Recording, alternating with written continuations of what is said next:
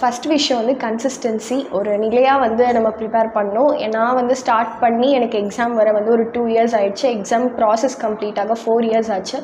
So வேறு PG போயிடலாமா, இடையில நிறையா வந்து பிஜி பண்ணலாமா, நம்ம யூஜி மட்டும் தான் முடிச்சிருக்கோம், பிஜி பண்ணிவிட்டு வேறு ஏதாவது போகலாமா நிறையா வந்துச்சு, நிறைய யோசனைகள் வந்துச்சு. பட் ஓகே, நம்ம இதுக்குள்ளே வந்துட்டோம், நம்ம இதை எப்படியாவது கம்ப்ளீட் பண்ணிடணும் அப்படின்ற ஒரு இதோடு நான் முடிச்சிருக்கேன். ஸோ கன்சிஸ்டன்சி அப்படின்றது ரொம்ப முக்கியம். அதே மாதிரி ஒரு நாளைக்கு வந்து நிலையாக நீங்கள் 2 மணி நேரம் படிப்பீங்க அப்படின்னா அந்த 2 மணி நேரத்தை மெயின்டைன் பண்ணிட்டு வாங்க.